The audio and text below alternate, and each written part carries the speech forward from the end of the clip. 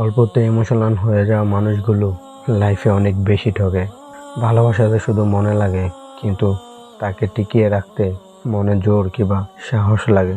আর অনেক কষ্টও সহ্য করতে হয়। অপেক্ষায় আমি ছিলাম তার জন্য, কিন্তু সে এটা বুঝলো না যে আমি তাকে কতটা ভালোবাসি। জীবনটা তখনই ভালো ছিল যখন হাঁটলে জুতা পেপু পেপু শব্দ করতো। কারণ ছোটবেলার জীবনের মতো সত্যি কোনো আনন্দ কোথাও পাওয়া যায় না।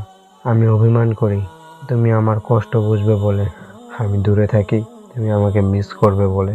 আর এদিকে আমি দূরে থাকলে নাকি তুমি আনন্দ পাও। এটা ভালোবাসা! কি আশ্চর্য, তাই না? যাকে কখনো চিনতাম না, আজ তার জন্য কতটাই কষ্ট হয়। এটাই কি তাহলে ভালোবাসা? কারোর জন্য কাঁদা, কারো না দেখতে পাওয়া মিস করা, কার মুখখানাটুক দেখার জন্য ছটফট করা, কারোর সাথে কথা বলার জন্য ব্যাকুল হয়ে থাকা, কারোর সাথে যোগাযোগ করার জন্য মনটাকে মানিয়ে রাখতে না পারা। এগুলো যদি ভালোবাসা হয়, তাহলে আমি সত্যি তোমাকে ভালোবাসি। আমাকে কখনো ছেড়ে যেও না। এখন আর আমি একা নই, তুমি চলে গেছো, কি হয়েছে? তোমার দেওয়া কষ্টগুলো তো এখন আমার অনেক সঙ্গী। ছেড়ে দিলে যদি সে ভালো থাকে, তবে তাকে ছেড়ে দাও। কারণ ভালো রাখার নামই ভালোবাসা।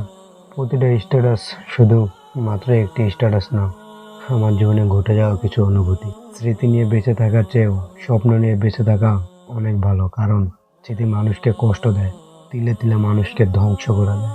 তুমি অনেক ভাগ্যবান, কারণ যাকে কষ্ট দাও সে শুধু কাঁদে, জানে প্রতিশোধ নিতে জানে না। পৃথিবীর নিয়ম বড়ই অদ্ভুত। যাকে তুমি সবচেয়ে বেশি ভালোবাসবে, সেই তোমার দুঃখের কারণ হবে। মানুষ কষ্ট দেয় দেখার কষ্টের কাজ। আজকাল ভালোবাসা তো কষ্ট দেওয়ার জন্যই। মানুষ সত্যি এক বেইমান জাতি।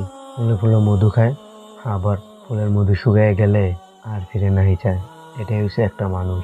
যাকে হারানো ভয়ে মনের মধ্যে সবচেয়ে বেশি কাজ করে, সে সবার আগেই হারিয়ে যায়। বোকা মানুষগুলো হয়তো অনেক বিরক্ত করতে জানে, কিছু কখনো কাউকে ঠকাতে জানে না।